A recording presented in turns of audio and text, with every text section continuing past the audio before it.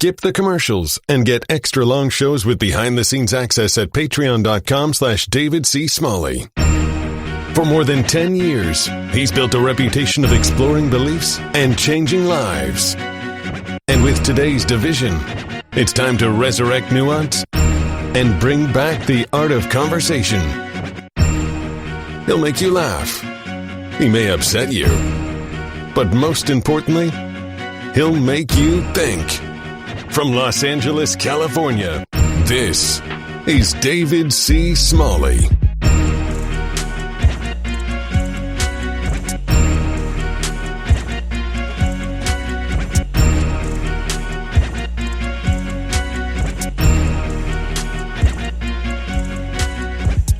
Today is Juneteenth.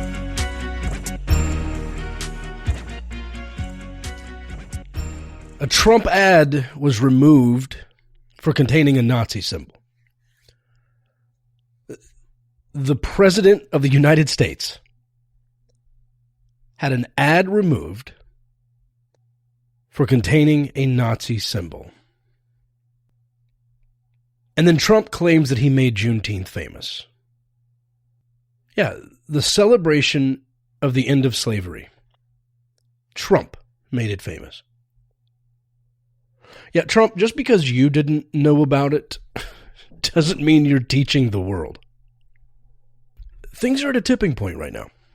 And Sam Harris recently published an episode of his Making Sense podcast regarding police, Black Lives Matter, and all the impossible conversations around the issue.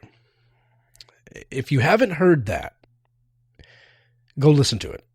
It's episode number 207. And at the time I'm putting this out, it is the most recent podcast he has available.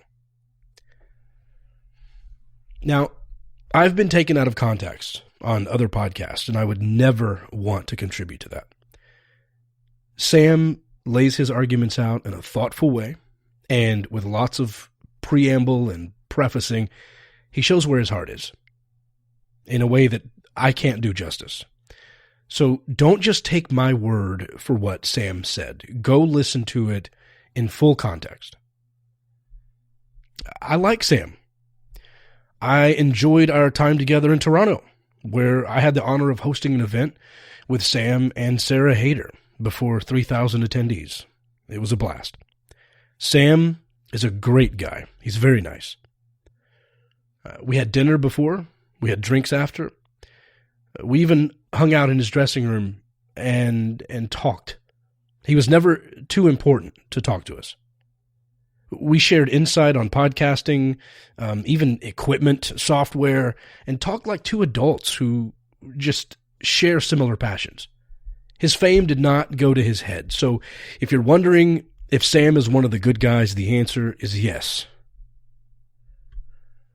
But my feelings towards Sam and my appreciation for what he's done for critical thinking shouldn't dissuade me from addressing the points he made with a clear and open mind. In that episode, Sam calls for us to be emotionally detached from these issues the best we can as we navigate these uncertain times and sensitive topics. So I'll heed that advice from Sam, and I'll address my agreements and disagreements with him without bias. The beautiful thing about those of us in the secular world is we shouldn't have sacred cows, and I know Sam agrees with that. So I'll start by saying I actually do agree with a lot of what Sam said. Race isn't the only thing going on here. But my biggest disagreement with him is that it's not a relevant factor. In fact, he seems to disagree with that by then sharing stats that support the statement that race is one of the major issues. And I'll get into that a little bit later. He's right that we do need to keep a calm, cool head. We should be allowed to talk about this. He emphasized the importance of discussion, which I often call for on this podcast. But the question is, what do you do when talking doesn't work? When you've talked for 155 years?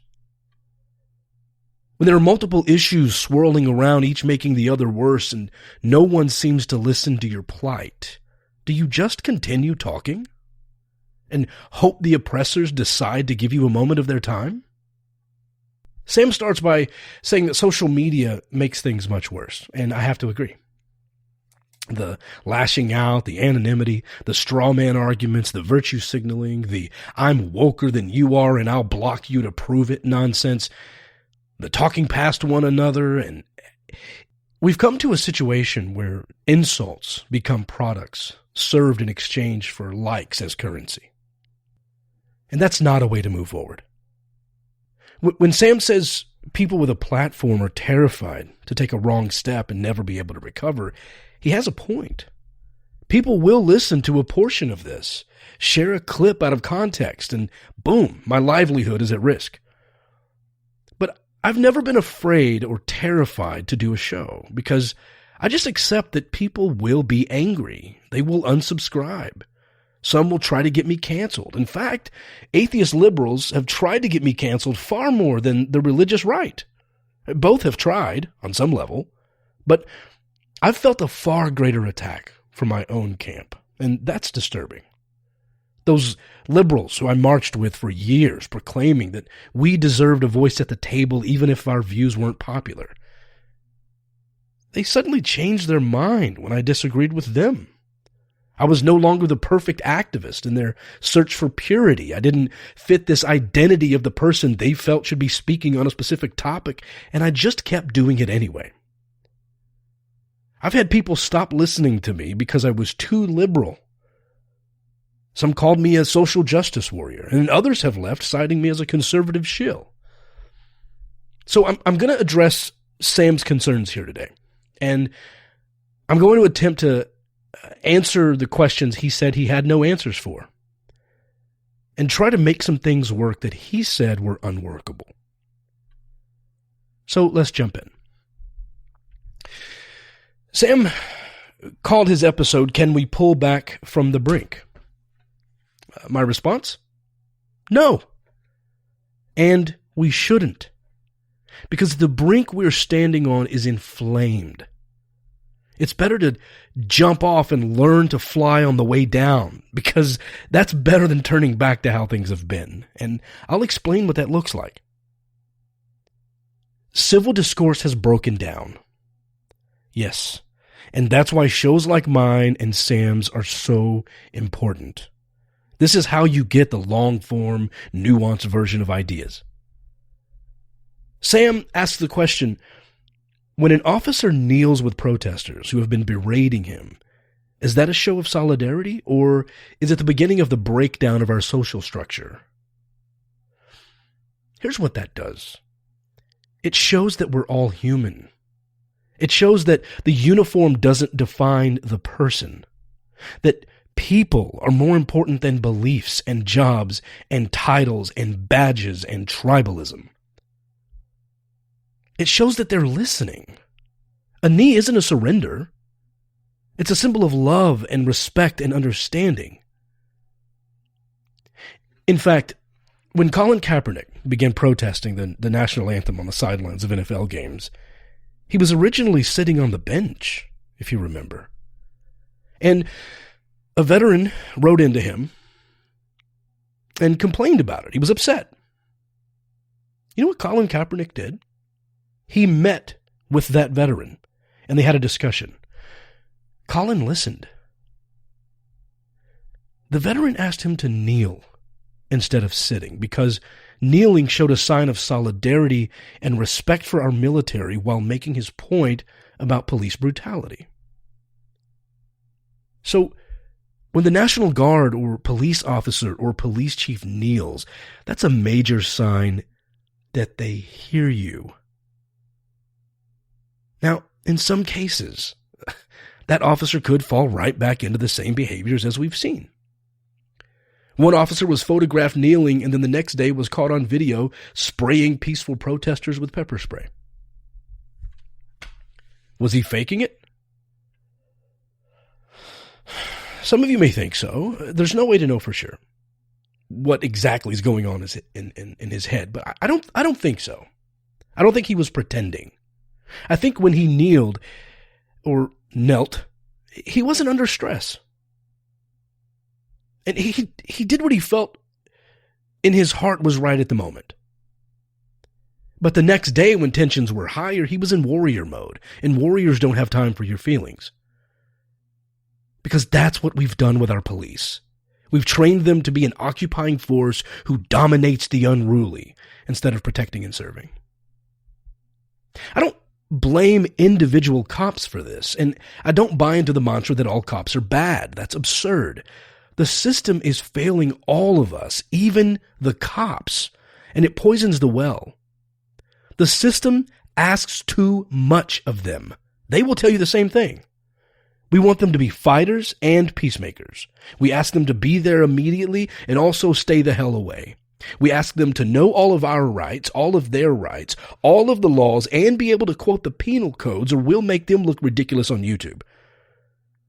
We want them to chase down our dogs and, of course, get those drunks off the street, unless we're the ones drinking. The system asks police officers to be therapists, problem solvers, cat savers, EMTs, and even Ubers if you're having a tough night. I actually have a solution for this, and it may be hidden in a place that you'll never expect. I'll get into that in just a moment. When Sam talks about Trump, we are 100% on the same page. Especially when he says that this chant of being the law and order president is a likely path to his reelection, if one exists. I quote this all the time on my show. Napoleon Bonaparte said, "Religion is great stuff for keeping common people quiet." But why? Because of fear. So if Trump and Fox News and OAN can make you terrified of the big bad boogeyman rioters, then you begin to dehumanize them, just as Hitler did with the Jews in Germany. It happened slowly, over time, with certain coded language, and it ended up engulfing an entire culture. It's okay to exterminate that which you see as vermin, and it's okay to dominate those who you paint as criminals. So when rioters light fires and smash windows and loot, Sam's right. That helps Trump. Which is why, on several occasions, far-right activists have actually been the ones caught inciting violence. That's something I really wish Sam would have mentioned. They know it helps Trump. Some of the efforts have also been Antifa, which he rightfully calls them maniacs. And there are a number of videos showing standalone white activists causing damages and being stopped by black activists who don't want to be blamed for the carnage. There's a video of two white girls caught spraying BLM on the side of a building, and they were stopped and berated by a young black woman who yells at them. She says, they're not going to put your face on TV when they show that. They're going to put mine. We didn't ask you to do that. I think one of the white girls responds, "We're doing this for you." She's like, "I didn't ask you to deface property for me." And then, of course, there's a video of a black man smashing out a car window of a police car with a trash can. While the cop is still in it, by the way. That's not a good look. And you better believe that Fox now plays that on repeat. As with all parts of this, it's complicated. But we are seeing a breakdown in our society like never before. As vehemently as most of us are against the violent protests, the fires, that scary feeling when a mob of protesters is headed toward your neighborhood, I have to ask, do you really think we'd be seeing sweeping police reform in multiple cities? Conservatives joining liberals in removing Confederate monuments? And even Trump listing the names of black people who had been killed by police? And then signing an executive order on even minimal reform? If they had just held signs on a sidewalk and asked nicely and had peaceful conversations? I don't think so. They've been asking nicely since 1865. Remember, the police keep saying they use force because we don't comply. Well, we, the people, are in charge in this country. The police having power is an illusion that we allowed and played along with, and they are taking advantage of it. And what you're seeing now is we're tired of the abuse. And I know Sam mentioned the statistic that only 1 in 10,000 arrests ends in a shooting. But I'm not just talking about police who kill. We're saying, stop telling me I can't film you in public. Stop saying you don't have to identify yourself. Stop covering your name and your badge number. Stop trying to take my phone and bully me. Intimidate me with your gun in your hand or your pepper spray out. We're saying stop demanding to see my ID when I haven't committed a crime. Stop your unconstitutional civil forfeiture where you can just take my property and all of my cash even if I've done nothing wrong. Stop lying on the police reports to cover for your buddies and stop your brutality. Don't make me and my neighbors the victims of your lack of training. And we the people are not asking. We are demanding. And if you don't comply, we'll have to use force. Sam said that having Trump as president makes it seem as though white supremacy is ascendant. I don't think it just seems that way. I think that hateful people across society that we have shamed into the shadows finally felt safe to come out when Trump got elected. He brings them out. D.L. Hughley said that Trump isn't the problem, he's a symptom. He's the flashlight that shows us the worst of America. And I agree with Sam that we need to defeat him in November. If we spiral into complete unrest, heed Sam's warning that restoring order will become the focus of his election. And if that does, Trump has a chance. So to those of you protesting, please be mindful that you want to disrupt, you want to make change, but you don't want an entire collapse. Because if that's what we lose, Sam's right, that's all that's going to matter to the most of America, to restore order and then start policy changes. That could be Trump's saving grace. I see conservatives on social media shocked to see that BLM donations are going to Democratic campaigns. It's almost like they think they're exposing someone's lie. Yeah, you're donating to Black Lives Matter, but do you see how much went to Bernie? Do you see how much went to Joe Biden's campaign? What do you think the money is for? Spray paint? Window smashing sticks? Matches? Anyone surprised by this understands BLM about as much as creationists understand evolution. BLM is about reform. Legislation, sweeping change, building up minority communities. Conservatives aren't banging that drum. Getting rid of Donald Trump and as many conservatives as possible is the best concrete way of improving lives of African Americans. Period. Sam rightfully says that the difference between lucky and unlucky in this country shouldn't be as enormous as it is. And then he asks the question that interests him most, which is, what should we do next? And then he says he doesn't have the answers. I have some very clear answers that I'm going to lay out in this podcast. When people scream from the rooftops that all cops are racists, or using the hashtag ACAB, A-C-A-B, which stands for all cops are bad, and on some forums, all cops are bastards, they're confused. They're hurt. They're angry. That's not the appropriate response. The cops are cogs in a corrupt system that many of them don't even realize they're a part of. They're on a myopic level, just going through the motions, trying not to die day in and day out. And they themselves are victims of bad training. And some have an inability to recognize their own racial bias. And that can turn deadly. Not to say there aren't racist cops, as Sam also acknowledges, out there looking to do harm to people in the black community. But that's not the majority. And if you turn the focus of the movement to that, you're going to miss the bullseye. So let's address all lives matter, which seems to be prominent in my family back home in Texas. And Sam discusses, showing that he is shocked. His quote is, "The hashtag all lives matter in the current environment is being read as a naked declaration of white supremacy." Okay, fair point. All lives matter doesn't mean Heil Hitler. So I'll ask, what do you think it means?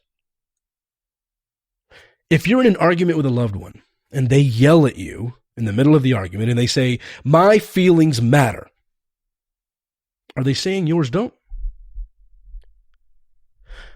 Or are they saying that they feel like you're not behaving as though their feelings matter? If someone says that to you in an argument, you should stop everything you're doing and think about the pain that person is feeling, even if you didn't cause it. Black Lives Matter is a movement of validation. They want to be heard. They want to be acknowledged. And replying with all lives matter is an outright refusal to listen to someone's plight. So, Sam, if it's not racist, what do you call the refusal to listen to the plight of marginalized communities? I agree, it's not a naked declaration of white supremacy, but it sure as hell contributes to it by attempting to silence the minority. Pass a disabled vehicle on the side of the road, and instead of stopping to help them, your fellow human, just yell out your car window, "My car is just as important," and then drive away. What have you done but ignore the distress of a fellow human being? On its face, it may be hard to apply all lives matter directly under the racist category, but it sure is ignorant and embarrassing. And yeah, to Sam's point, the Galaxy player who was fired for what his wife tweeted, I think that's insane. And I don't agree with that, and he likely has a lawsuit. I think all of us have been embarrassed by something our spouse said or did. Could it expose his views as well? Maybe, but do you have enough evidence to terminate someone's position based on that?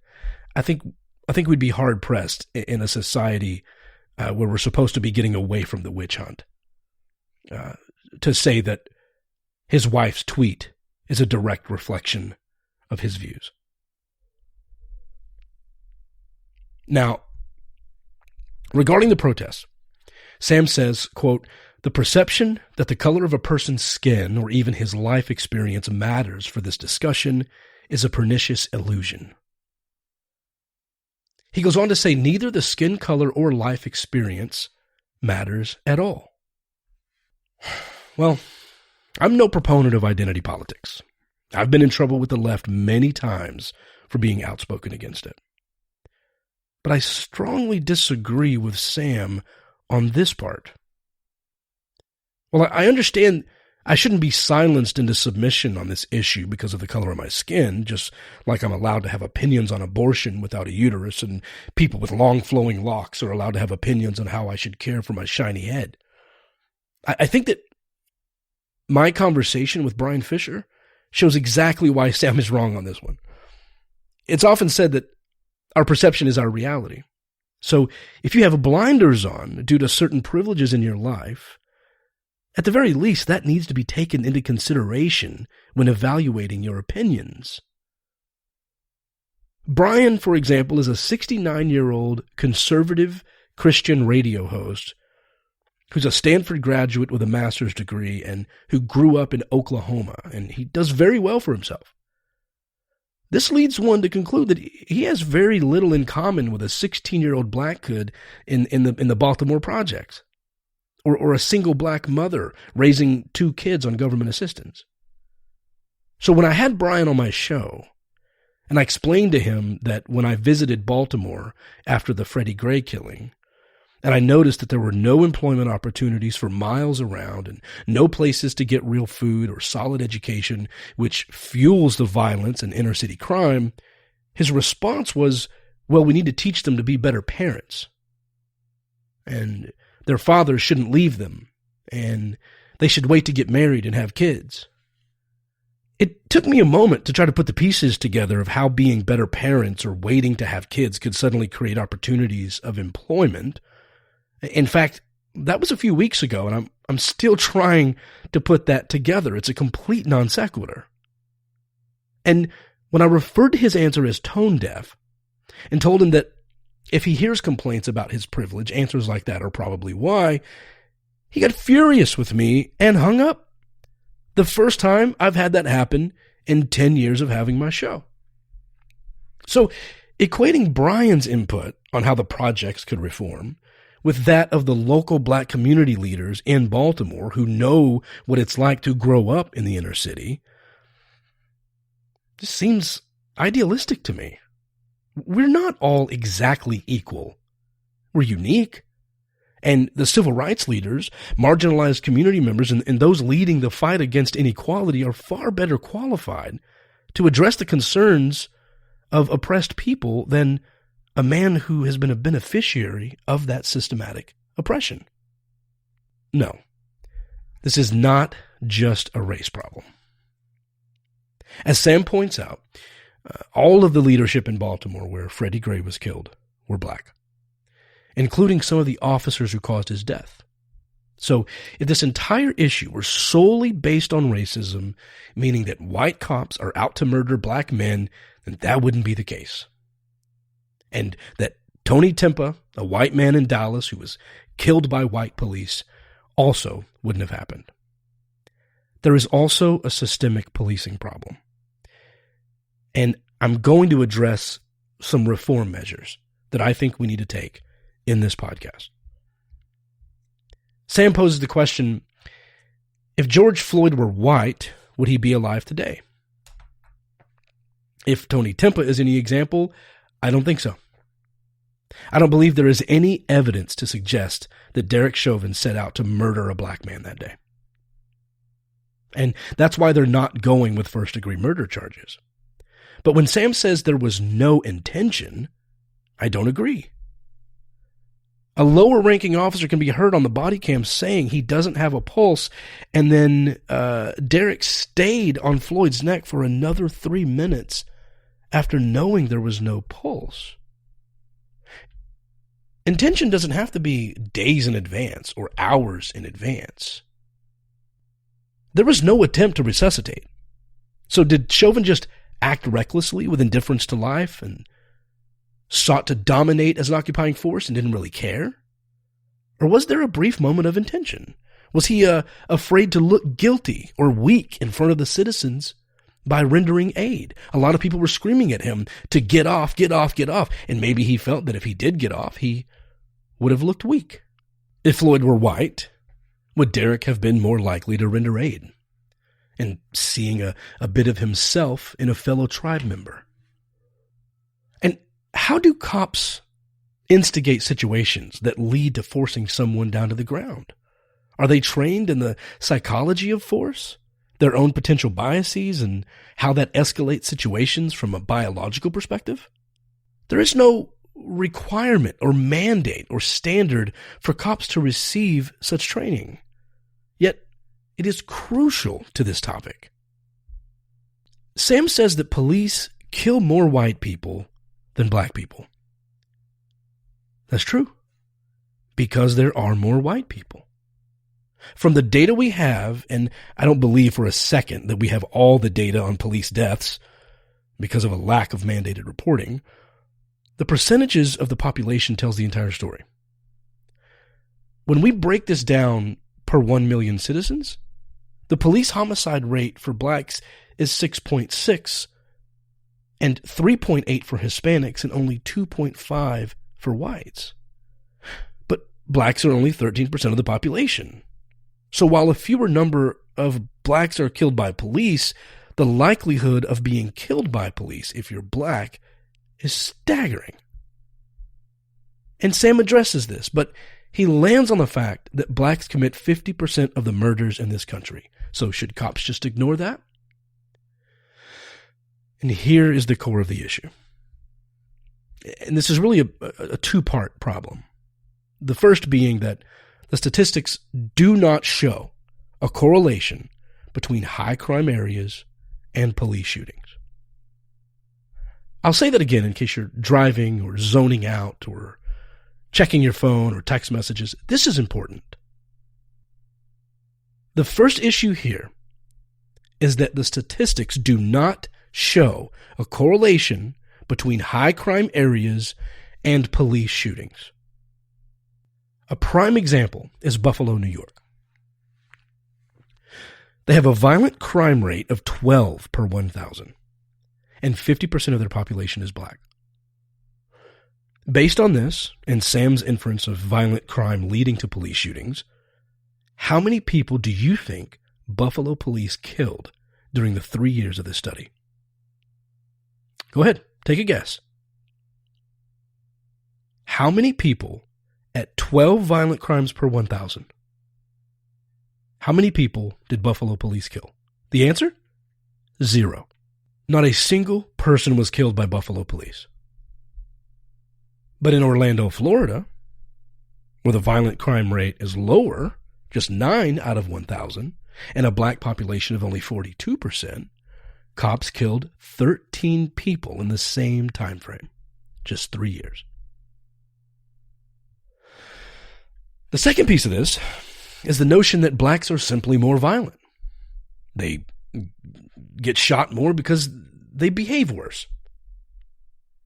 We often hear from the right, if Black Lives Matter really cared about black lives, they'd address black on black crime. Sam touches on this, but he doesn't put it in that way. How can they address that? Exactly who would they protest against? The guy in jail for killing his neighbor? Are they going to protest against him outside the prison? They're addressing it on a policy scale by donating to liberal causes with the hopes that they will help rebuild those areas and communities through policies and new opportunities in high crime areas. So they do care and they are addressing it. And this points me back to my visit to the Baltimore projects and how the lack of opportunity in those areas lead to violence. This goes back generations, and we can't talk about crime in black communities without discussing redlining. For many of you, this may be the first time you're hearing that term. And please don't take my word for it. Go and do your own research. You may have heard the term redlining, but as with many times, as Sam Harris says, race isn't the issue we should be focusing on, it bears explaining right now. In the 1930s, FDR created a loan program to help people buy houses. And to decide which neighborhoods would get approved for loans, they color-coded them on maps. Green meant that loans were easier to get, and the red areas were nearly impossible to be approved for a loan. Can you guess who lived in the red areas? This was the first step in creating the common ghetto or projects that we hear about in America. White families in the green areas were able to buy homes, while the redlined communities with blacks and Hispanics, they found it nearly impossible to survive, let alone get ahead or buy a house. Developer William Levitt in 1947 included this clause in his leasing agreements. It says, quote, Levittown homes must not be used or occupied by any person other than members of the Caucasian race. This continued across the nation. It even had support from the federal government. And what happened as a result was from 1934 to 1968, 98% of federal home loans were provided to white families. This is the core of the issue from 1934 to 1968. So for 3 decades, White families in white suburbs were selling their homes to other white families who were approved for new home loans, and the families who sold their homes were buying bigger and better houses with that equity. That growth of wealth was passed down to generations. It brought in businesses, it increased jobs and opportunities and hair salons and grocery stores and access to resources and additional education, and all of that perpetuated that success. Those young white people had access to getting jobs, getting education, and making more money because those businesses were paying more. And let's not forget, public schools are funded by the property taxes in the area surrounding that school. So what does that mean for teacher salaries, for quality of food, for textbooks, for playgrounds, extracurricular activities, and after-school programs, which help kids stay out of trouble and learn trades to enter the workforce? The redlined neighborhoods remained stagnant as wealth inequality got so much worse. These policies were essentially overturned eventually on the federal level, but segregation continues. 70 years after Levittown was built, it is still today less than 1% black. And a study from 2012 reported that blacks and Latinos experienced 4 million incidents of housing discrimination each year. I didn't say 1960, I said 2012. And that includes being charged higher interest rates for mortgages, even having the same credit scores as their white counterparts. It doesn't take a statistician to draw conclusions regarding education and crime. The higher level of education reached, the lower chance you have of committing a crime. Unless, of course, you count Wall Street. But for most of us in America, when you struggle to get an education, and you struggle to get food, and you struggle to find a job, your likelihood of breaking the law goes up based on survival. And again, I have some ideas in a moment that may help to rectify this by addressing an issue that Sam says he believes is unworkable. And I think I have a very workable solution. And spoiler alert, it involves reparations, but in the form of community building rather than individual cash gifts. And I'll get into that in a moment. Sam, interestingly, quotes a study that shows once an arrest is being made, a cop is more likely to shoot a white suspect than a black suspect. Okay, that's new to me. And I learned something.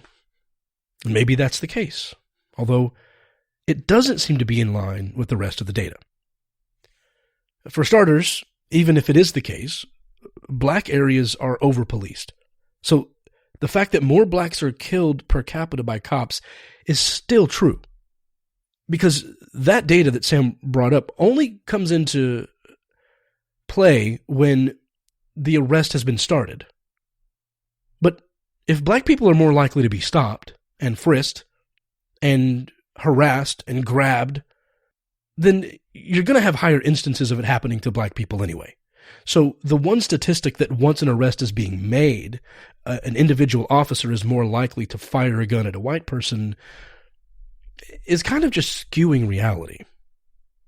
But how does it make sense anyway that cops are more likely to put hands on black people and more likely to point guns at black people, but less likely to shoot them? That seems to run contrary. So I would like to know more about this study that he quoted. It also seems to fly in the face of other statistics he mentions, that blacks and Hispanic cops are more likely to shoot black suspects. How does that comport with cops overall being more likely to shoot white suspects? I'm not sure I completely trust this data, and to be fair, Sam did admit that it was incomplete, so I'll leave that there. Sam poses another question. If cops should ignore what he calls high crime areas. And I think Sam is stopping short of the bigger question. What exactly constitutes a high crime area? More documented cases of arrests? Well, if cops are more likely to stop blacks, more likely to put hands on them, more likely to search them, more likely to find more shit and arrest more blacks, then that area looks like a high crime area. How many wealthy white people have cocaine on them right now and won't be searched by police? How many white businessmen have their weed in their cars and are driving right past the cops on their way to work and don't get pulled over? Crime is a lot like Noah's Ark. There's never been a group of people set out to find it who didn't succeed. The crime will always be where you look. Proclaiming that blacks are more violent, so we should expect to see more citizen contact by police in those areas, just doesn't hold up. And the statistics show that. Pointing back to Sam's question on Floyd's murder, and if he would be alive today if he were white, Sam says, the video does not suggest that Chauvin was a racist cop who intentionally murdered George Floyd because he was black. No, it doesn't. And if that were the case, the district attorney would be going for first-degree murder and a hate crime charge, but he's not. But several studies do suggest that cops tend to care less about black people and see them as more of a threat, which likely led to Chauvin ignoring Floyd's cries for help, which is inherently racist even if Chauvin doesn't know it. According to the American Psychological Association and its examinations of police psychology, disparities in race don't actually arise from the fact that black Americans are more likely to commit crimes. Dr. Philip Goff at the University of California reviewed data from 12 police departments and found that black residents were more often subjected to police force than white residents, even after adjusting for whether or not the person had been arrested for violent crimes in the past. Other data shows that black people are also more likely to be stopped by police. Stanford University social psychologist Jennifer Eberhard and her colleagues analyzed data from the police department in Oakland, California, and found that while black residents make up 28% of the Oakland population, they accounted for 60% of police stops. And black men were 4 times more likely than white men to be searched during a traffic stop, even though officers were no more likely to recover contraband when searching black suspects. Sam says people have to stop resisting arrest. When a cop wants to take you into custody, it's not a negotiation. You don't have a choice. He's right. But imagine the reality of being black in our country. Imagine knowing ahead of time that you're more likely to be stopped repeatedly, more likely to receive a harsher sentence, less likely to be given leniency, more likely to be convicted by a jury, more likely to be grabbed and have guns pointed at you. Tell me, if you're black, why would you have any reason to trust the legal system those officers were taking you to? I'm not condoning resisting arrest, and I know it may sound like that, so please don't misunderstand. I'm trying to offer insight as to why the mindset of a young black man in Orlando, Florida, who has been harassed multiple times by police and frisked and held at gunpoint, might have a different reaction to being arrested than a wealthy white author and neuroscientist doing a podcast in Los Angeles. And think for a moment what it must feel like to be constantly put in a fight or flight response by police approaching you like that. When people think back to Eric Garner, they just think of the phrase, "I can't breathe." But remember, he also said, "Why are you always harassing me?" This is not about the one incident that gets caught on video. This is the daily life of being black in America. Now, Sam is known for his books on atheism, philosophy, and rightfully so. He has a philosophy degree from Stanford, but he also has a PhD in neuroscience from UCLA. He understands the brain, which is why as I listened to his podcast on this issue, I just kept wondering why he wasn't connecting the dots. I don't need to tell Sam this, but when someone experiences a stimulus that could result in death, there's a fight or flight response, which happens in the ironically titled sympathetic nerve system. Well, what goes on there? The hypothalamus near the bottom of the brain sends a signal to the muscles for rapid movement, first of all. And also there's a chemical signal to the adrenal gland, and more specifically, the adrenal medulla in the center of that gland, which gives off adrenaline or epinephrine. That epinephrine begins coursing through the body. As the heart rate increases, it continues to flow. That increases the glucose release, which is our energy source. So now you have the heart racing, the epinephrine is pumping, more blood is flowing to the muscles, and the energy source is primed for full function. This is fear. A fear of violence. A fear of death. Perhaps in some cases, the bad guy just wants to get away. I get it. But when you make a hobby out of watching police chases and stops like I do, you find one common denominator when they finally catch the guy. You know what he says? I was scared. Sam talks about having unpleasant experiences with police. Okay. Well, if you're like me, you've had LAPD draw down on you with two .40 caliber Glock 23s pointed at your head, and you have no idea why. As they're each screaming conflicting commands at you and threatening to kill you if you don't follow the individual commands. Then you definitely know what it's like to experience that fight or flight response. And in that situation, I have to tell you, flight is off the table. If you run, you get shot. You're not supposed to, but we see it happen. All that officer has to do is write in the report, I felt he would be a danger to society if he escaped. And there is a Supreme Court precedent to back that up as an official defense for that officer. So they drag my body off to the morgue, my daughter grows up without a dad, and that cop continues terrorizing the neighborhood. Plus, in my case, I was sitting in my car with my hands up. The dome light was on, the windows rolled down, all for their safety. One officer was on each side of the car with a gun to my head.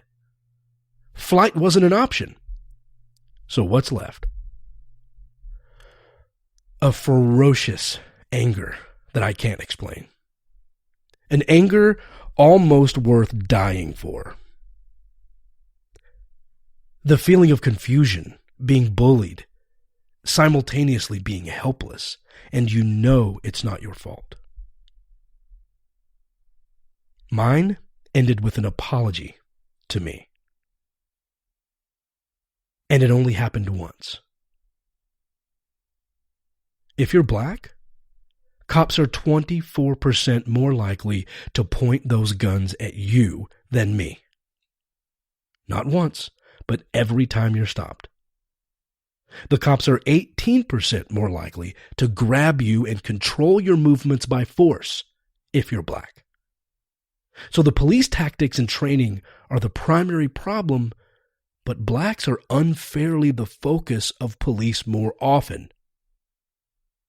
The police, with their lack of training, instilled societal fear of the scary black man, the reckless treatment of others, and racial bias to the tune of 24%, and are now somehow surprised when black people run from the cops or fight back. With that officer not realizing the suspect is sick to death of this happening because it's the third time this damn month over a license plate light or a tinted window or a fucking lane change violation. The cops escalate the situation, not fully understanding what they're doing to the brains or the bodies of the people they're encountering. And then we, as a society, retort, well, you shouldn't fight the police. Do what they say. Don't run, stupid. You don't know what it's like to live that life and to constantly be in fear of the occupying force in your neighborhood. So when I hear Sam say people have to stop resisting, I have to ask if he would apply the veil of ignorance and be willing to trade places with black men in America and just let the cops take you every time they harass you. How many times would it take? What would be your breaking point? I mean, it's dangerous for all of us. And I believe that's mostly due to police unfairly escalating minor situations with a threatening presence. But it's especially more dangerous for black people in this country. Sam says that Black Lives Matter should be teaching the concept, if you fight with a cop, he has to perceive that fight is a fight for the gun, and subsequently, you're likely to be shot. Okay, let's address that. And let's see if the system has any culpability. And perhaps that is what needs to change rather than what Black Lives Matter teaches. Now, to Sam's credit, he did say that police reform is necessary. But he seems to continue to be willing to play by the corrupt rules of the broken system and teach others to fall in line or risk death. And that's just not the way change happens. If I'm playing loud music, let's say, and I'm not aware that my neighbor can hear it, I know we've been used to this, but just stop and ask yourself, why do 3 armed men with Glocks, tasers, asps, pepper spray, and bulletproof vests with AR-15s in their cars need to come bang on my door with a 4-pound flashlight like they're trying to knock it down? Why the aggression? Why the escalation? When protesters are peacefully assembled, why the riot gear? The helmets, the sticks, the shield, the pepper balls, and rubber bullets. If you go watch videos of when police came out in plain clothes, identified themselves, and said, "Let's march together," there was not violence in those areas. But unnecessary escalation is the core of this problem. And while race isn't the only factor, it does affect minority populations more drastically, because everything does. The financial crisis, job loss, coronavirus, crime, violence, homelessness, drug abuse, lack of education. There's not a single negative thing that hits our nation that doesn't affect minority communities on a greater scale. Sam points out that only 1 in 10,000 arrests ends in death. Is this to make the point that deaths are overblown by the media? That it's not really as dangerous as they make it seem? Well, for perspective, only 1 in 11 million airplanes crash. Yet there are tons of restrictions, oversight, federal regulations, databases, required reporting, the entire FFA, and immense training to become a pilot. And pilots aren't even usually the cause of the accident. So if we're going off of odds to speculate danger and regulation, why is it that it takes 4 years of college, 2 years of flight school, and 1,500 hours of flight to be a commercial pilot, yet most police academies are 4 to 6 months, with no federal requirements, no oversight, and no regulation? And remember, that 1 in 10,000 is only the deaths.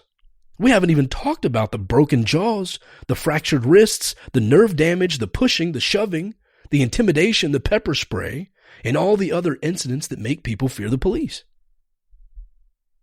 So let's get into the statistics on race that Sam brought up. He says that in the city of Los Angeles, 2019 was the lowest use of deadly force by police in 30 years. But nationally, the numbers are up. I mean, I'm happy that in our city of LA, that's the case. But according to the Department of Justice, it shows that 992 people were shot by cops in 2018, and 2019 saw 1,002 shooting deaths by police. So I'm not sure we need to get into a pissing match over the individual cities to make a point, but this is a national issue. And pointing to one city committing slightly fewer murders of its citizens just isn't impressive to me. And remember, he caveats that with police shootings. George Floyd wasn't shot. Eric Garner wasn't shot.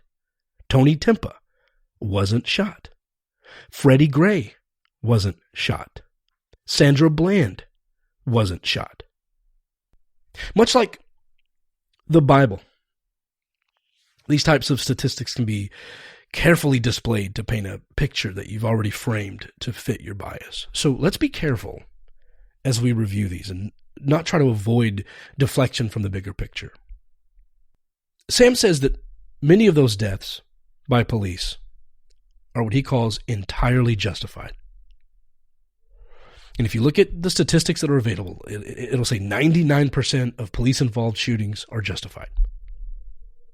Some are. Sure, it would be unreasonable to think that cops would never, ever have to shoot anyone.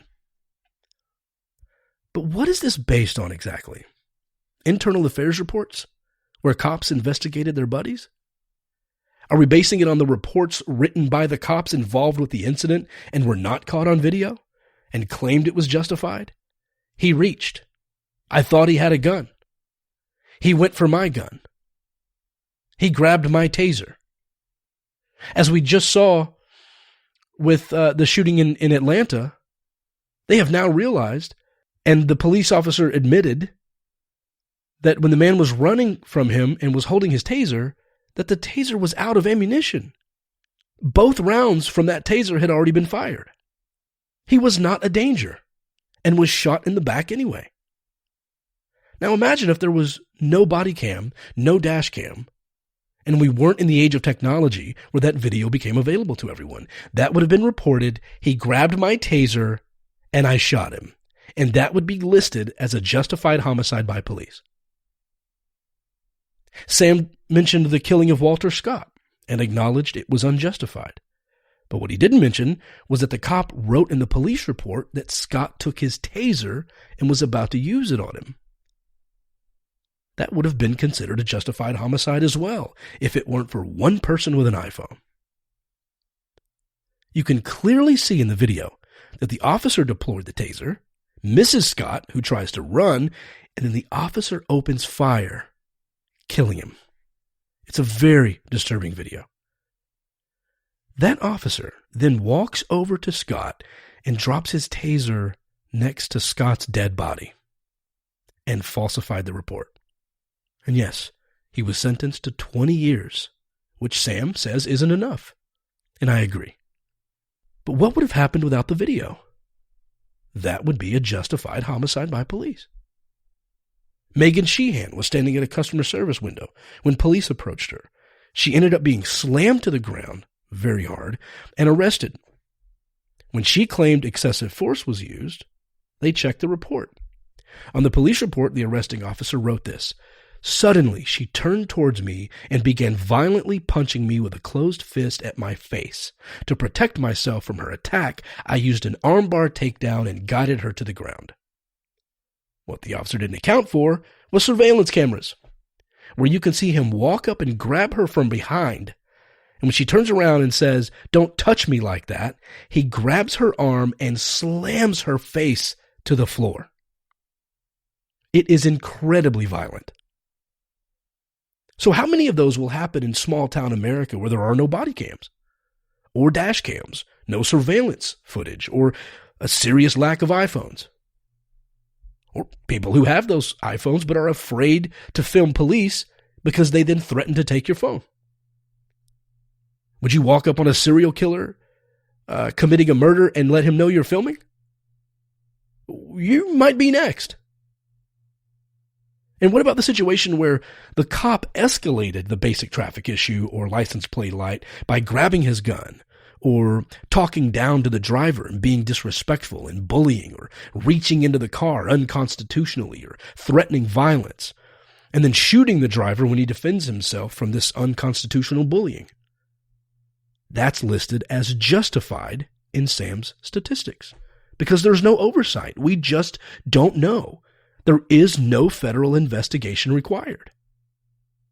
I quote Sam Harris when I say, "Justice demands that we be connected to reality."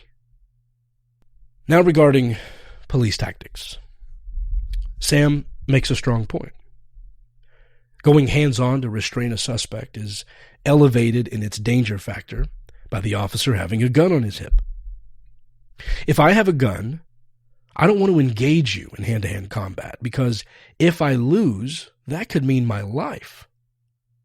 Sam takes the angle of essentially defending or understanding the use of force by police because they need to be mindful of the fact that their gun could be used against them if they lose the fight. This keeps happening as I discuss this issue, either with cops or my family members or All Lives Matter activists, and now in responding to Sam Harris. The pattern here is you're all used to a failed system. My cop friend, who I'm not allowed to say his name because we talk in depth about these issues every time they happen, he'll sometimes want to quiz me on what I'd do in the situation when I would shoot a suspect. But it puts me in situations, he thinks I'm avoiding the answer, but he's putting me in situations several seconds into the incident, first assuming I'd also participate in all the bad tactics that led up to that. And it's hard for me to get in line with that. Because yes, if I'm backed into that wall and I've already made those mistakes, then yeah, people are going to die. I don't think it starts at my hand on my gun and the person is popping out from behind a van. It started several minutes ago. It started years ago in training. Yes, in our broken system, cops have to hit you back first before you have the chance to knock them out because they have a gun and you might take it. But I'm talking about full change here. I'm talking about revolutionizing policing. It sounds like the gun is the escalating factor. I'm going to ask a question that many of you may find irrational at first, but hear me out. And much like Sam warned of a visceral reaction to him being a white guy and offering some statistics, I must offer the same warning as a non-peace officer. But the data stand alone and won't lie even after I propose my absurd question. Hang on with me for just a moment. Take this ride that you disagree with. Remember that Aristotle said it is the mark of an educated mind to entertain a thought without accepting it. So just entertain this. You don't have to accept it right away. Why do traffic cops need guns? Okay. You're probably thinking that traffic stops are incredibly dangerous for cops, right? Well, you'd be wrong. If Sam's point is that it's irrational to fear police because only 1 in 10,000 arrests ends in death, then traffic cops have no justified reason to be afraid of us enough to carry guns. According to a study by the Journal of Criminal Justice, and this is no accident, by the way, the chances of an officer being assaulted, not killed, assaulted on a traffic stop is 1 in 10,256. The chances of an officer being killed is 1 in 20 million on the low end and 1 in 9.2 million on the high end. And that's around the same likelihood of being in an airplane crash. So if we use the same police logic, saying traffic cops need guns is like saying every passenger on every plane should wear a parachute. Just as I mentioned that guys with guns and sticks and bulletproof vests don't need to show up to ask me to turn my music down, this is the case with traffic violations.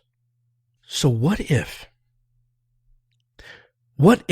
we cultivated a world where a traffic stop was more like a parking violation by a meter maid? All the cars have dash cams and cameras, so killing the meter maid doesn't help you. It just adds a murder charge. We already have your license plate, vehicle, and personal description. So if you run, you're reported to investigators who will track you down. There are no pursuits. They walk up to you to hand you a citation, and they see drugs in the car. They have the option of reporting it to investigators who can contact you later. And then armed officers may have to address you at that point. What if you were guaranteed to only receive a ticket even if you had some narcotics in the car? What if you we're guaranteed to not be subjected to the possibility of being thrown on your face and having your belongings gone through and all your cash seized and your car towed, even though your mom needs it for work in the morning because you smoked a little weed in your car at lunch and it still smells like it. The motivation to run or become violent is dramatically reduced because there is no imminent threat to the driver's safety. The fight or flight response is removed from the equation. If the only real function of traffic officers was to cite and release, the incidents of hand-to-hand combat and the threats of death to either party drop tremendously. But what about stolen cars, David? What about kidnapped victims and felony stops? The traffic officer calls in armed officers for that, plain and simple. And just like a security guard, if the traffic officer feels they're in danger, they can just leave and report the information to investigators. Cops wait all the time. They sit there with their lights on and call in for backup and don't approach the car until somebody else comes. It happens all the time. Again, this is an issue affecting everyone in the population. And I agree with Sam that the media should also show white people being killed by police. I could line up 15 black people to interview on the show who are part of the Black Lives Matter movement, and each of them might have a different strategic plan for Black Lives Matter or a different idea on how to use the money. This is how human beings think differently.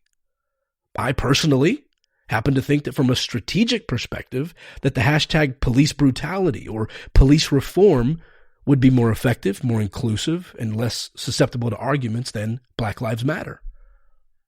I also, for the record, think that Black Lives Matter, too, would see less resistance from All Lives Matter because it makes the statement redundant.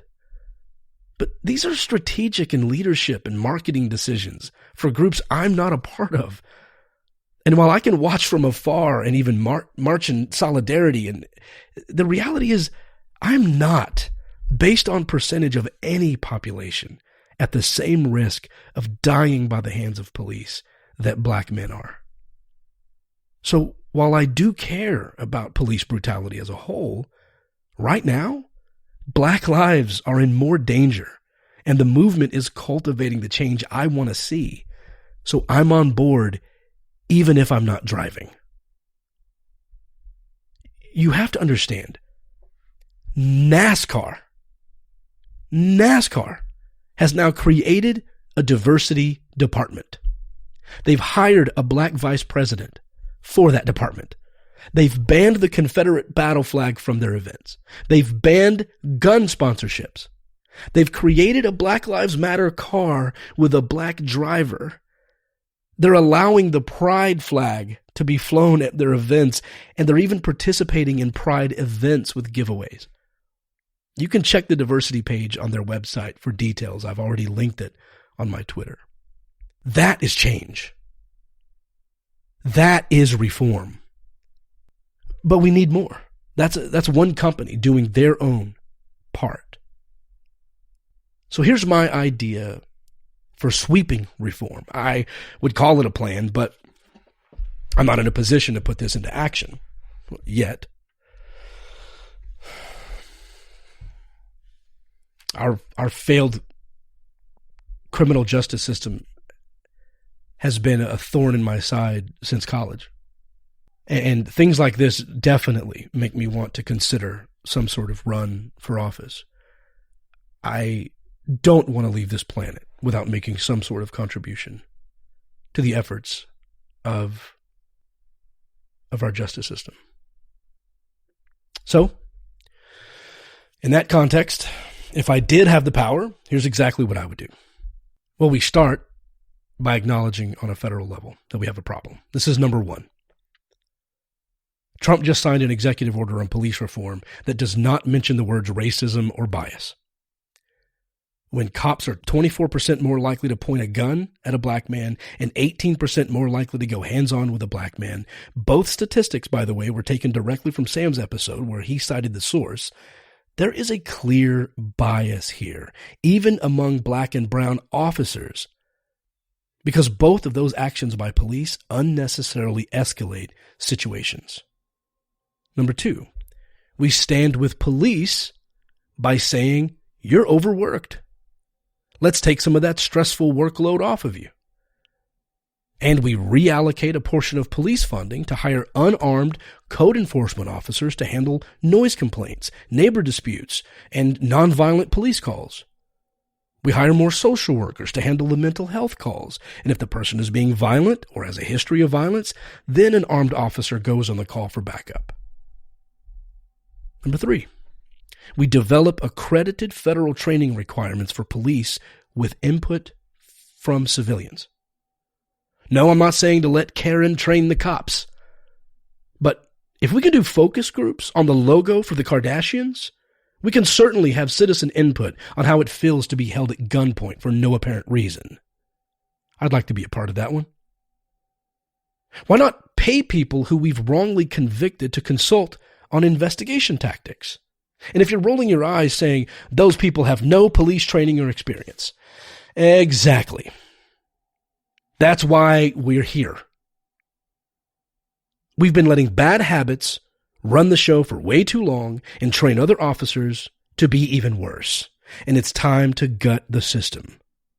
We institute a mandatory 52-week police academy that includes no militarized training, but rather conflict resolution, racial bias, diversity, and MMA-style hand-to-hand combat such as Brazilian Jiu-Jitsu. The training should also include community building, basic psychology, Socratic-style de-escalation. The point is we don't want killing machines policing us. We want mentally stable community members we can trust. Number 5, we create a mandate that all police-involved shootings are investigated at the federal level. No more buddies sticking up for buddies with internal affairs. Number 6, we put a federal mandate on all reporting of police behavior and complaints in a national database. Trump's current plan is to just offer incentives for reporting. That's not enough. We should make it a crime for police not to report complaints. Number 7, we listen to the defund police movement. The reasonable people on that side are not actually looking to completely abolish all cops forever. Have them as part of the discussion on how to better allocate funds. Camden, New Jersey's already done this, and I'll explain that in a moment. This is not a crazy idea that should be ignored.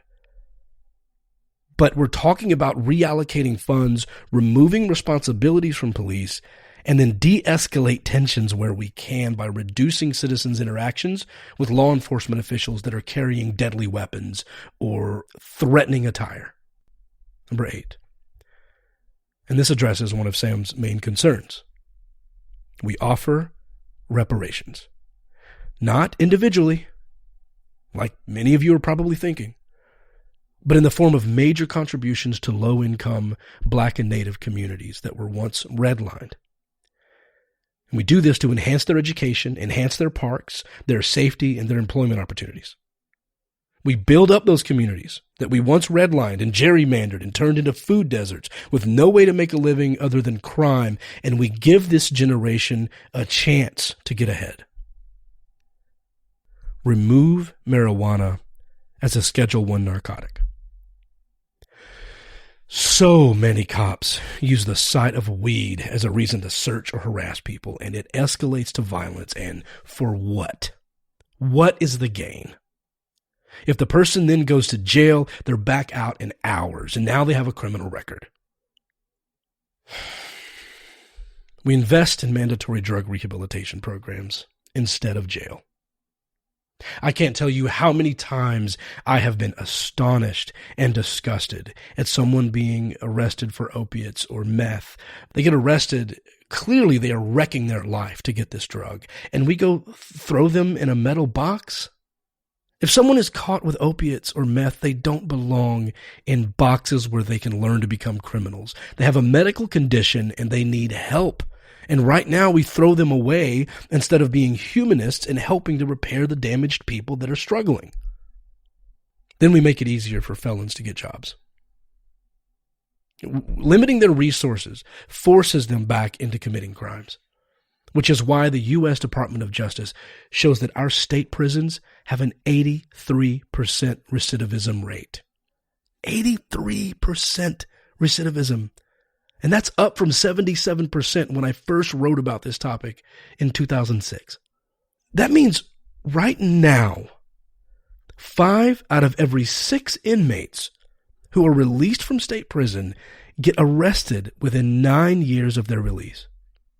We just keep limiting their opportunities and then pretend to have no idea why people commit crimes and can't get their lives together. Number 12, we got to end privatized prisons. It is one of the greatest crimes against humanity to make imprisonment a for-profit corporation. It's beyond disturbing. And number 13, and yes, I put it here on purpose, abolish slavery. For real this time. The 13th Amendment states that slavery is abolished unless one is convicted of a crime, and you can use slavery as a punishment, thereby making it legal to enslave a convicted felon. And when you couple that with privatized prisons, you get a massively corrupt organization of crooked judges shuffling free labor to private corporations called prisons who use their profits to make sure those crooked judges stay in power thanks to a lack of campaign finance reform. So, those are my immediate 13 actions that hopefully answer Sam's question of what to do next. We're in this situation now where when all you have is a hammer, every problem looks like a nail. So our mindset is more cops, more guns, dominate them. It clearly doesn't work. We can't just address the police problem without dealing with the ripple effect of other issues in our society that lead to crime. Sam touches on this, and I have to concur. We have to also address education, which drastically reduces someone's likelihood of being involved in crime. If we take the reparations path I mentioned and build up those communities and put funding into the education systems of low-income areas and create new opportunities and pay the teachers better with better textbooks and better classrooms, literally millions of young black men and women will be far less likely to be involved in crime. And something as simple as raising the minimum wage would go a very long way. Let's think about the absolute desperation that must be going on in some of these communities. Think about this for a moment. According to the Economic Policy Institute, minimum wage was originally designed to be raised on a regular basis to keep up with inflation. Otherwise, there's no point in having one. If minimum wage were a nickel today, it wouldn't matter. But there is no federally mandated schedule or dollar amounts for our social safety net that is the minimum wage. None. The EPI states this. It's a very long quote. Stick with me. Since its inception in 1938, the federal minimum wage has been adjusted through legislated increases 9 times, from a nominal value of 25 cents per hour in 1938 to the current $7.25 an hour, where it has remained since 2009. These increases have been fairly irregular, varying in size, and with differing lengths of time between increases. Yet, aside from a very few brief deflationary periods in the post-World War II era, prices of items have consistently risen year after year. Each year the minimum wage remains unchanged, its purchasing power slowly erodes until policymakers decide to enact an increase. This haphazard maintenance of the wage floor has meant that low-wage workers of different generations or in different decades have been protected by significantly different wage standards. End quote. Now, that's a very professional way of saying that things are way more expensive now and poor people keep getting poorer. If the minimum wage actually kept up with inflation, it would be $20.24 an hour right now. How many of you know somebody, or you yourself, make less than $20.24 an hour? Then you are below minimum wage as it pertains to inflation. That means that Back in 1938, when the minimum wage was created at 25 cents an hour, it should have been $3.81. And shockingly, that also means that $3.81 had the same purchasing power in 1938 that $20.24 has today, yet our minimum wage is $7.25. Think of this on a simpler level. When your teenager runs up to you and says, "Hey, I'm going to the movies with my friends. Can I have $20? Give them $7 and see what happens. You couple this with redlining that happened generations ago and passed down poverty like a ball of shit rolling downhill, and you think there's not going to be exponential crises in these neighborhoods of color?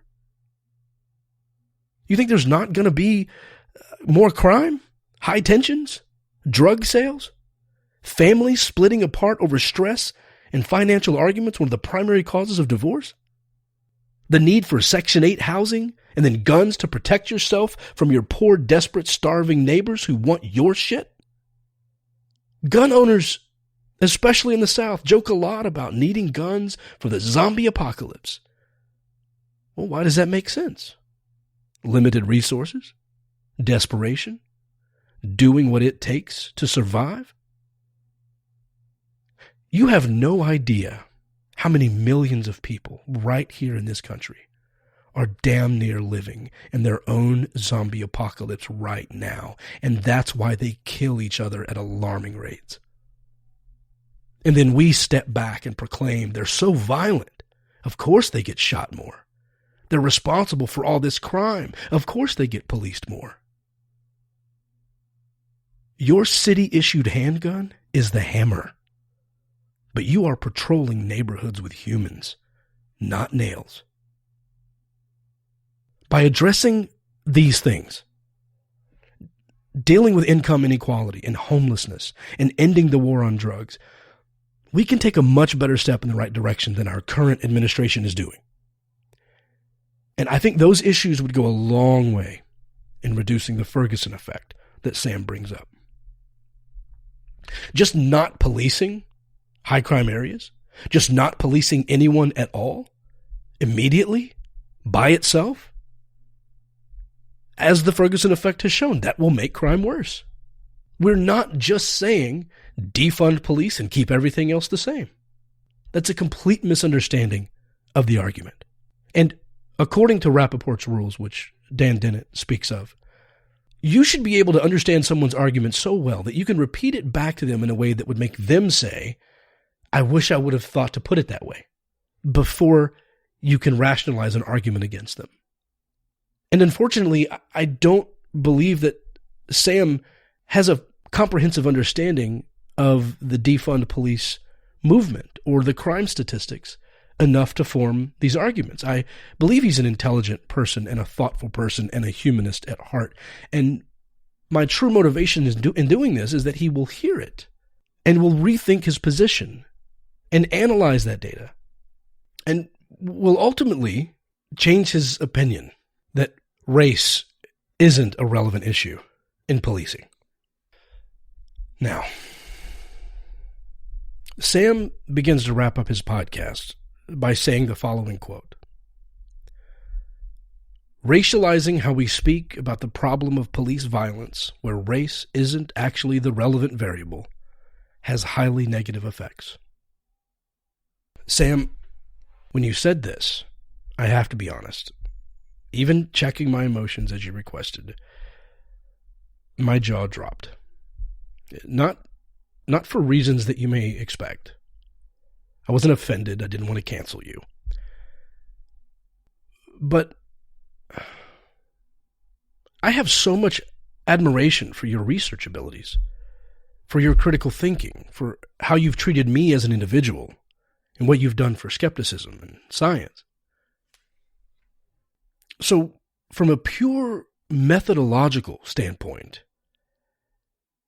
how can you quote the statistics, acknowledging that blacks are pulled over more, manhandled more likely to be thrown up against a wall, and have police pull and aim their guns? And with your understanding of what the fight or flight response does to the human brain, the heart, the muscles and reactions and the disparities you mentioned regarding crack versus cocaine, when you acknowledged how it disproportionately affects the black community, which you know then leads to more arrests, worse criminal records, longer history of prior convictions, and more obstacles to obtaining housing and employment, how can you possibly say that race isn't a relevant factor in policing? You're right when you say there is no evidence that white police officers are hunting down blacks on a regular basis, but Sam, this goes back a long way. In the words of Angela Davis, what does it mean to be a criminal in this country? Even back to the 13th Amendment, allowing slavery for punishment of a crime. It's no coincidence that our prison boom started around the same time that slavery ended. Our country is home to 5% of the global population, but 25% of the world's prison inmates. That's 1 in 4 humans on Earth in our prisons. When a nation is built on an economic system of free labor, and those laborers are suddenly no longer forced to work, there's a panic that ensues, just from an economic standpoint. Just like we say with the pandemic, how can we get the workforce back to working before the economy crumbles? That's what was swirling around in 1865. With that loophole in the 13th Amendment, the answer was arrest the former slaves and make them work for free. These newly freed people had no homes, no jobs, nowhere to be. So things like loitering and vagrancy, which is just being homeless, were made illegal. It was illegal to be homeless, knowing that 4 million black people were just released from slavery and had nowhere to live.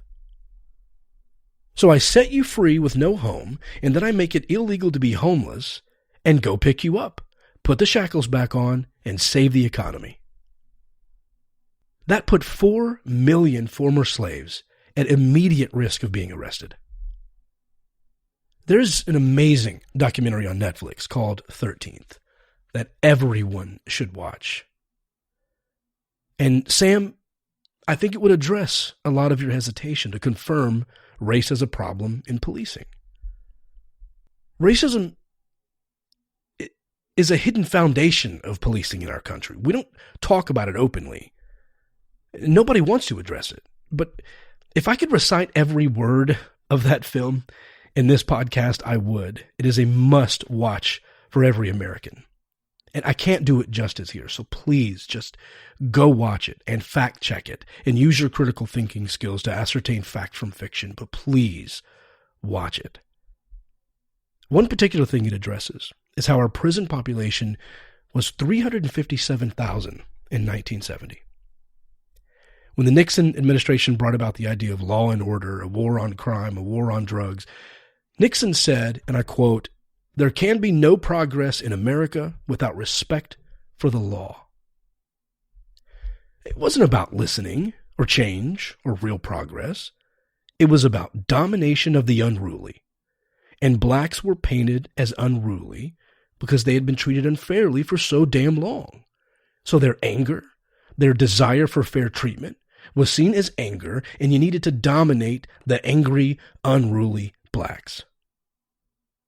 From slavery to being counted as 3/5 of a person, to the Jim Crow era, not being allowed to vote, segregated schools, whites-only libraries, whites-only water fountains, it was damn near made illegal to be poor. This is not something that happened eons ago. My mother was born in 1952. She remembers the whites-only signs. My grandparents on my dad's side flew a Confederate battle flag in front of their house. I remember seeing it when I went over there. I have a cousin on my mom's side with a massive white power tattoo across his back. When my niece, Renee, was born in 1990, a huge portion of my family in Texas refused to see her, a little newborn, and told us not to stop by if she was in the car because she was half black. Now, I get it. This is just my family's racist roots in Texas. And Sam, you're obviously not denying racism exists, but who do you think was becoming police officers and city council members and detectives and mayors and governors and legislators? Those members of the community. I have to quote one more thing that I've read elsewhere, but again, it does show up in that documentary, 13th. It's a quote from a Nixon administration official. His name is John Ehrlichman, and this is verifiable. Go look this up, because it is shockingly showing you the mindset of the war on crime.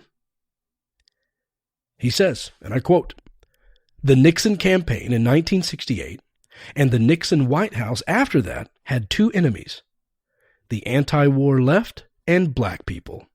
We know we couldn't make it illegal to be either against the war or black. But by getting the public to associate the hippies with marijuana and the blacks with heroin, and then criminalizing both heavily, we could disrupt those communities. We could arrest their leaders, raid their homes, break up their meetings, and vilify them night after night on the evening news. Did we know we were lying about the drugs? Of course we did." End quote. And just like that, in 10 years from 1970 to 1980, we had a 44% increase in our prison population. Why? Blacks were made to be feared, to look like animals, to make America great by locking up the scary people committing all these crimes. And you know there were 17-year-old white kids watching this happen, wanting to protect their families, growing up, seeing the news of black men locked up by the thousands and portrayed as being dangerous criminals. Well, by the 90s, those 17-year-olds were 27-year-old police officers. And now, today, they're 60-year-old legislators, attorneys, governors, mayors, and city council members. And in 2020, we have 2.2 million people in prison. 38% of those people are black, and they're only 13% of the population. Whites are 62% of our population, but only 35% of our prison inmates. That's no accident. And Sam, it does not mean that blacks commit more crimes. It means they are caught more, because that's where the cops are looking. As one example, blacks and whites consume marijuana at the same statistical rate, but black people are arrested 4 times more often for weed than whites. Why? How could that be if race wasn't the relevant problem in policing? Same crime, same drug, 4 times more likely to be arrested. And remember, once you're a convicted felon in 48 states, you lose the right to vote while in prison. In 21 states, you lose the right to vote even after you're released, and you have a chance at getting it back. And in 11 states, you'll never get it back, even when convicted of only 1 felony. And in your mind right now, a felony may be justified in that regard. But a felony is just anything that essentially carries a minimum of 1 year in jail. In 3 states, any amount of marijuana is a felony. A joint, a blunt, a tiny bag. In most cases, anywhere from 1 to 4 ounces of weed is a felony. 5 grams of meth will get you 5 years in prison. In some states, a person found to be in possession of what's deemed an illegal firearm or illegal ammunition, which could just be a bullet if you're not allowed to have a gun at all, you can be charged and serve 5 years per bullet. Even if there is no firearm present, if you have 2 bullets in your pocket with no gun, and you are prohibited from carrying a firearm, that's 10 years in prison. That vandalism of my personal vehicle that I talked about in a previous episode that was caught on video, that was deemed a felony because it caused over $400 in damages. Do I want the guy punished? Absolutely. Do I want restitution? Damn straight. I should be paid back for the damages he caused. But should he lose the right to vote for the rest of his life? That is absurd. So throwing people in prison en masse over these ridiculous crimes and unnecessarily escalated charges takes their voice away. They lose control over their future and the futures of their communities and children. And this is true across the political spectrum. From Nixon, Reagan, and Bush using code words to instill fear and launch the war on drugs and tough on crime bills. And then on the Democratic side with Hillary Clinton and her super predators comments, and Bill Clinton with his mandatory sentencing requirements, which prevented judges from making fair assessments of someone's character and crime history, which, by the way, he has admitted made the problem worse and apologized for it. He said he was wrong to do it. But of course, race is a relevant factor in policing. And it has been since policing started in this country. It's not the only factor. And as you said, Sam, bad police tactics are a main cause. But when blacks are the focus of traffic stops and investigations and citizen contact, and blacks are more often searched even though they don't have more drugs, again, who do you think will be most affected by those bad tactics? Sam, I've been on your side multiple times, even when you didn't know it. When Ben Affleck pulled his nonsense on you during Bill Maher's show, I was screaming at my television.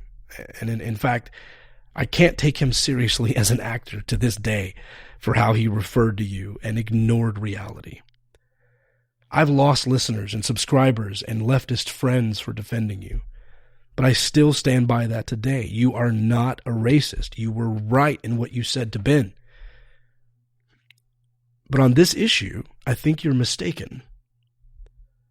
1 in 3 black men can be expected to be in prison at some point in his life.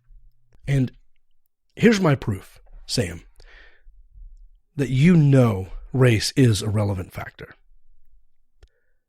Imagine that we did away with all police murders. Imagine that we got rid of all guns in some perfect progressive utopia. Blacks would still get more tickets. Blacks would still be grabbed more and thrown up against walls more and searched more. They'd be more likely to run away or evade arrest for a fear of that violence and harassment. Even if they weren't being killed, we would have a massive race problem in this country at the hands of police. So, Sam, if all the murders stopped, you still wouldn't want to trade places with blacks in America. You wouldn't want a police officer to see you as black when you got pulled over. And that's how we know race is at the forefront. You mentioned that some of us start out on third base.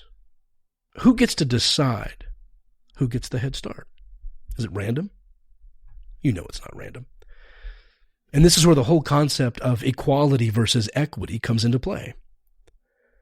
This concept I'm about to lay out, I've found to have success in bridging this gap with conservative politicians on my podcast, with Adam Carolla, as he conceded this understanding of it when I went on his show and explained it. Because he began denying that white privilege was even a thing and then later acknowledged it existed after I laid out this concept. And the same happened in conversations with our mutual friends, Pete Boghossian and Dave Rubin. And even Dennis Prager acknowledged this. So I want to try to explain it here as well. We can look at laws right now, and we can say there is no system policy that says blacks can't do X, or that blacks must be punished for B. Therefore, there is no systemic racism. I see Candace Owens saying things like this, Larry Elder saying things like this. And that's what equality looks like to most people. But imagine that we're racing on a football field. And all things are going to be equal for fairness. And the race starts at 4 p.m. Sounds fair so far, right? So let's see who can get from one goal line to the other goal line first. But at 3:55 p.m., I jog out to the 50-yard line. Now, to keep things fair and equal, we should run at the same speed. And at 4 p.m., we begin running. And what if that goal line that we're running toward just keeps getting further and further away? You started at the opposite goal line. I started on the 50-yard line, and we just keep running perpetually. At first, it's obvious that it's unfair. I cheated. But after a few generations come and go, it just becomes accepted that some people are just faster than others. It sounds a lot like victimhood when you, 50 yards behind me, start bitching about this not being fair. Hey, don't blame me for something that happened a long time ago. Blacks in this country did not get a fair start.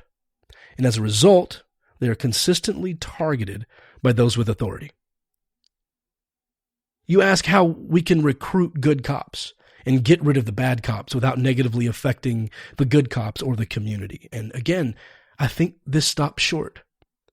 I'm no longer buying into this idea of good cops and bad cops mentalities. I just don't think that's the case. And I don't think all cops are bad or racist either. As I've demonstrated here, you can be a good cop today and a bad cop tomorrow and turn back into a good cop before anyone notices. And to demonstrate this, I'll quote you. When you said, most people think there are a lot of bad people running around in the world. There aren't a lot of bad people. There are a lot of bad ideas. And bad ideas are worse than bad people because bad ideas are contagious. Bad ideas get good people to do horrible things. Exactly, Sam. This is not about the quality of humans, near as much as it is about fixing a broken system created with bad ideas that allows bad behaviors to go unchecked. A good person can do a bad thing and then panic and continue to do bad things to cover up that bad thing because he fears losing his job, and that would be a really bad thing. And a good guy can see his friend make a mistake and then join him out of respect for the brotherhood, backing the blue, and help cover up mistakes even if people get hurt.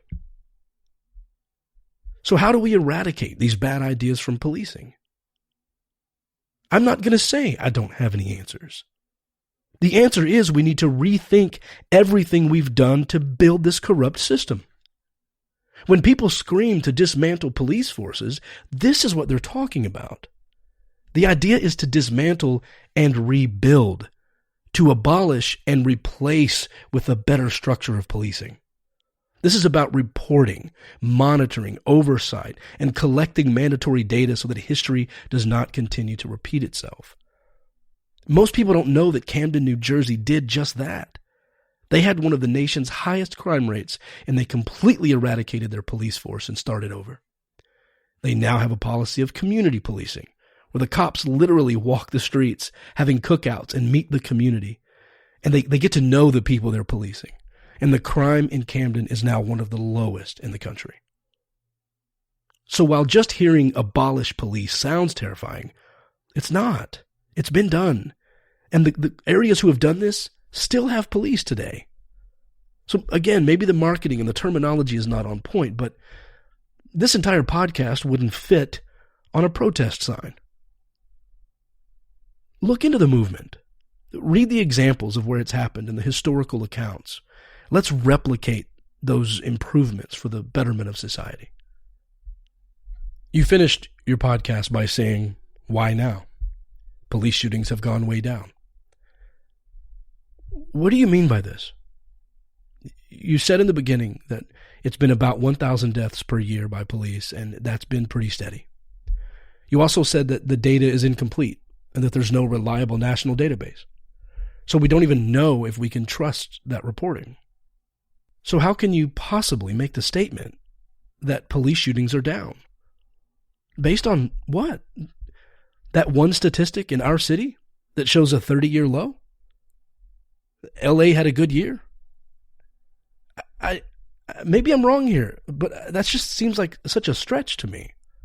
And perhaps it's what's known as availability bias, drawing conclusions from recent experiences rather than the holistic data.